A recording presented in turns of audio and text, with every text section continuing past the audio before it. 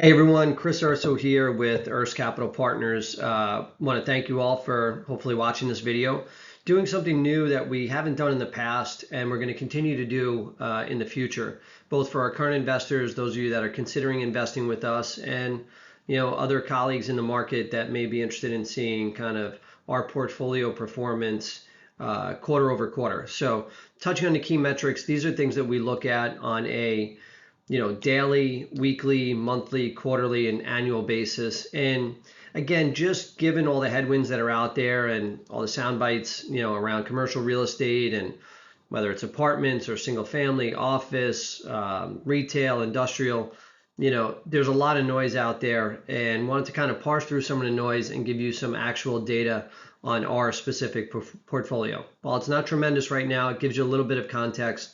We have some properties that are in various stages of development, lease up, stabilize, renovation, different markets, and hopefully you find this useful for both our current investors and those of you that may be looking to invest with us in the future.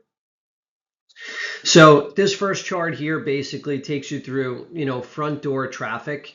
And again, this is limited to the first quarter of 2023. So we're going to add, I just realized, the location of each asset, but I'll talk you through it. Latitude Richmond Hill is located in Savannah, Georgia, suburban Savannah, in an area called Richmond Hill. So it's 192 units, built in the late 2000s. It's kind of a B type of property. So middle of the road, fairly newer, but doesn't have all the lavish amenities or finishes of a brand new Class A development like some of our other properties. So consider it kind of a workforce plus type of, property. So we had 192 units. We had 266 leads.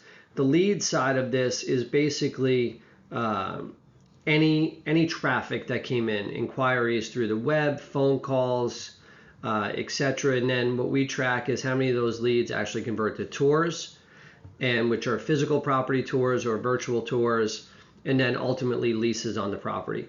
So obviously Latitude Richmond Hill did very good. 33 tours, 35 leases for the first quarter. Occupancy at close of this first quarter of 2023, just shy of 95%. Close of Q4 of 22, it was 98%. So minor deviation there, 98 to 95.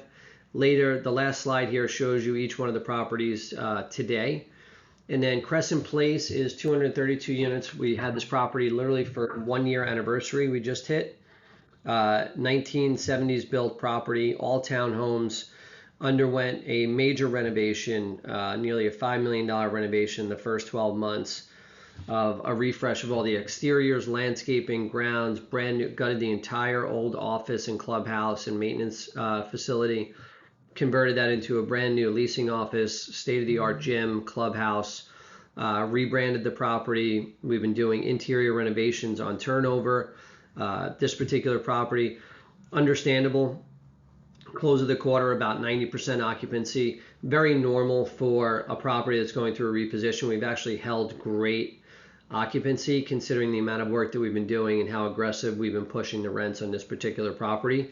I think it's been very well received by our residents.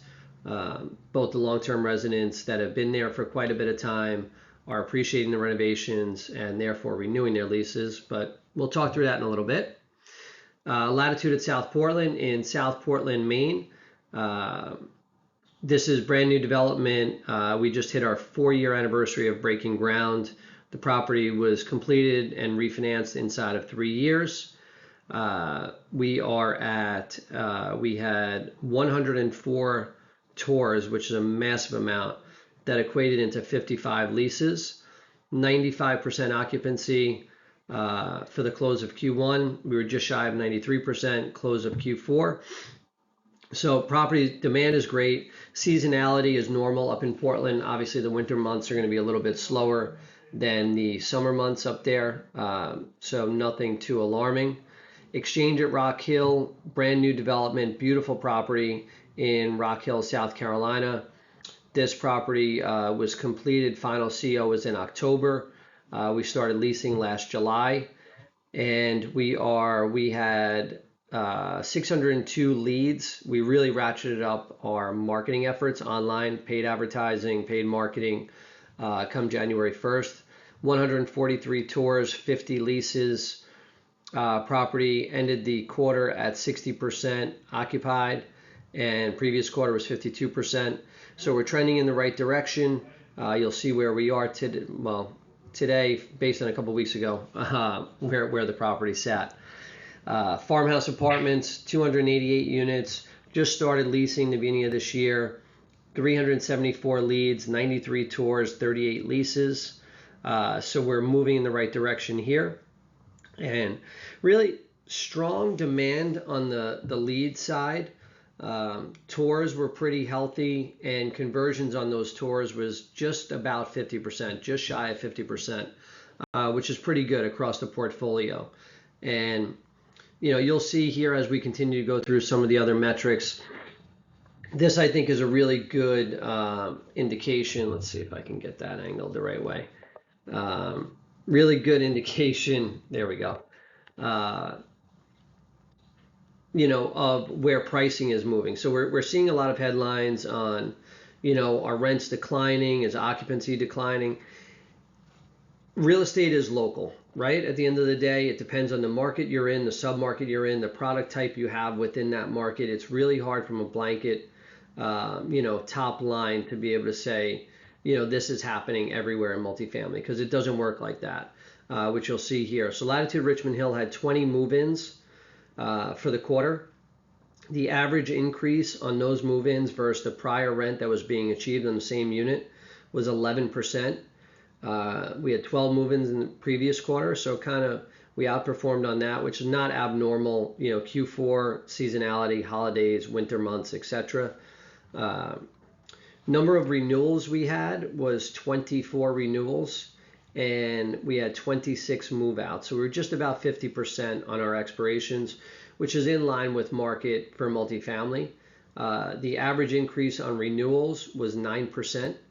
So very healthy renewal rates up at Latitude Richmond Hill. Crescent Place, again, the property that's going through the major renovation. 20 move-ins, average increase on rents versus legacy rent on that unit, almost 50% increase. So massive increase. Obviously, that was the opportunity on this particular property and why we were willing to invest the capital, because we felt that there was the ability to capture significant rent growth via marking to market for similarly renovated product within the submarket. So the other surprising thing at Crescent Place is 29 renewals for the quarter. So, and if you look at the increase on those renewals, almost 30%. So that tells us the rents were significantly below market, and our team has done a fantastic job communicating with the residents that we inherited upon takeover what our renovation plans were, the vision for the property, justifying those increases by the capital that we're spending improving the property. So really happy on that front. Latitude South Portland, we had 25 move-ins. As you can see here, average increase was 8.6%. So more move-ins, very healthy, again, increase over prior rents. 45 renewals, 31 move-outs. So 2.6% on the renewals. So here we were a little more in line with kind of the norm, which is that 2 to 3% increase on renewals. Now that was by design. I will tell you in the second quarter, that number should tick up a little bit for this year. We intentionally were very conservative on the renewals, just given the amount of expirations that we had in front of us in Q1. So we were managing occupancy and trying to keep residents in place. So if you look at that, I mean, we had 76 expirations. Team did a phenomenal job with 45 renewals and only 31 move-outs. So Exchange at Rock Hill doesn't really make sense here. 17 because it's a lease up, right? So we had 17 move-ins. Obviously, there was no prior rent. That makes sense. We did, it's a typo here, we did have 2 renewals in the first quarter. These were shorter term leases that we expected move-outs going on. They were 6 or 9 month leases when they were signed up, specifically because people were either building a house or had sold a house and were waiting to move into a new home and/or relocated into the area for a short-term work. So not surprised by that. Kind of planned for and expected. Farmhouse, obviously, move-ins were 16, which is great. We only had 3 move-ins in Q4. We basically did soft leasing in November and December for that property. So now we'll have good data to compare to quarter over quarter moving forward for farmhouse apartments. So bad debt, this is something we track at all of our properties, right? The write-offs, and these are things that I think a lot of our investors, more sophisticated investors that are following the markets and invested in either public REITs as well, and just looking at macro trends, right now we're seeing really strong collections across our portfolio. These are less than 1 to 2%, of gross potential income numbers here for the quarter. So really strong, Latitude at Richmond Hill, 1841 of a write-off. That's basically 1 resident. Crescent Place, that's probably about 2 residents that we take the write-off once the unit is vacated, right? So if a resident's not paying rent, we don't write that off until they're either evicted or move out. So Latitude South Portland, given the average rent's $2,000 a month up there, $2,100 a month, that's probably 2 residents that accumulated, or 1 resident that accumulated a balance over 2 months that finally moved out. Rock Hill, same thing, given the average rents there, that's likely 1 resident over the course of 2 months, plus their damage, not damage, late fees, penalties, etc. Farmhouse Apartments, no bad debt there. So again, underlying theme is, our residents have been paying their rent pretty consistently across the board. We haven't seen that come. We are acting as if, we're not relaxed on our policies. We're doing all the same outreach, all the same, collections efforts that we would do, in challenging times. We do that kind of day over day. We're trying to sign up as many people as we can on auto pay, and really just it's communication, and our site team's doing a very good job. So NOI quarter over quarter. So Latitude Richmond Hill, steady increase there, 1% increase in NOI. And then we take the NOI over the trailing 12 months and we're comparing it over the prior 12 months for this column. Let me see, I can get to it right here. So if you look at the NOI, 2.3 million versus 1.92 million, Latitude Richmond Hill is crushing it. We've owned this deal for about 4 years. It'll be 5 years in August of this year. We bought it at only 60% occupied from the builder. Stepped in, took it over. They were a mom and pop builder.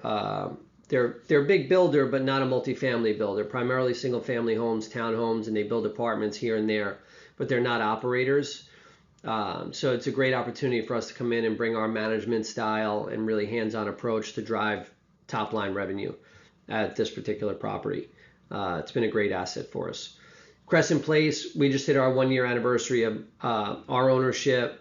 But you could see quarter over quarter our plan being implemented here, almost $500,000 of NOI versus $350,000 the prior quarter. So our team's doing a great job really pushing those rents, rolling both renewals and new leases over to close to market as possible. Latitude at South Portland, another meaningful increase. This is our first full year of stabilized operations. So that 4.2 number, that was basically year over year versus construction completion and lease up period. So Exchange at Rock Hill, solid increase again. This comes with the occupancy. As the property is getting filled up, we're going to start getting more NOI. Farmhouse Apartments, negative 104,000. Not a bad thing for us considering, it's trending in the right direction from the last quarter, right? So as we're getting new move-ins, this negative will start to decline. With the number one goal is to get to break even on operations as fast as possible on a new lease up. And then if you look at what I wanted to show here was kind of an occupancy comparison with where the trends are going. And this touches on a couple of different things, the reason I wanted to show this. So let's see if I can do this. Here we go. So this, as you can see, was as of May 1st, this was as of the close of the current quarter, which was Q1, right? So we'll compare both of these. You have 95% at the close of Q1. We're 98% leased as of 5/1, 89% as of the close of Q1, which was March 31. Fast forward to May 1st, 97%, 95%, 100%, 60%, 74%, 6.3 to 19%. So what that's showing us is that we're getting back to normalness in the market, right? So 2021 was insane, in terms of leasing and demand, right? Coming out of COVID, people stayed in place, and then all of a sudden the world started to opening up. We had a huge COVID snap, right? So people getting out, whether they were staying at home with parents or whatever the case may be, roommates not moving. Now all of a sudden we had this massive amount of demand that was, pent up demand that hit our space in 2021, and we were leasing units 40, 50 a month in some instances. Latitude at South Portland, an entire building of 64 units was leased before it was finished. Then we saw a material slowdown, and this is macro driven across the board, really, in multifamily. Come the end of the summer, beginning of, call it Q4 of 2022, things really came to a screeching halt. I think rents ran up really high. All the pop of moving kind of subsided post-COVID, and now it was like, okay, where are we at? Leasing got really quiet. Now are things going to get back to normal, where people, rents have kind of leveled out, and you're not getting 15, 20, 25% market increases. Crescent Place, we're getting those increases because the rents were materially below market when we bought it from the owner, and we're injecting a tremendous amount of capital to create that value. What we were seeing organically in 2021 was somebody would move out, we'd raise the rents 14, 15% on that same unit, just because there was such strong demand. We're seeing a normalization of demand come back into our space, and seasonality, right? Peak leasing is typically from March 1 through, call it October 1, with a lot of that happening between April and end of July in most of our spaces. So I think we're seeing that come back. It'll be interesting to compare, Q2 to Q1 now and see where the trends are in this new environment. Not really, I shouldn't say new, more normal environment that we're headed back to. So I thought it was important to show this. We're seeing good, healthy demand. We're seeing healthy rent growth across our properties. Price does not seem to be an issue. It's going to be interesting. There's going to be a lot of supply on a macro level coming online for multifamily over the course of the next 6 to 12 months. Most of our markets are fairly well insulated. Portland, very immaterial supply. Farmhouse apartments in Murfreesboro, Tennessee, less than 200 units coming online. Exchange at Rock Hill. On the South Carolina side, York County, very immaterial supply, challenging to build in Fort Mill, not much coming on in Rock Hill, small 80 unit building that just opened up not too far from us. Their rents are almost 10-15% higher than us because their costs were meaningfully higher. Charlotte is going to see a lot of supply. Charlotte has also been one of the fastest growing markets in the entire country. So it'll be interesting to see. Savannah, where we are, it's more workforce product, so we don't typically compete with the higher end. There's still a meaningful delta between the top end of the market and our product type. So this is something that I thought would be good to share with you all, both, again, our current investors and hopefully those of you that are considering investing with URS Capital. You'll get a sense of what we're looking at on a daily, weekly basis, how we track our properties across our markets. And we'll tweak a couple things. If you have anything that you'd like to see in here in the future, please shoot us an email at info@urscapitalpartners.com. We'll do our best. But this is more for operating fundamentals because I think we're hearing a lot of headwinds out there, and it's important to parse through that and say, okay, fundamentals are still very strong, right? There's a tremendous amount of demand for rentals.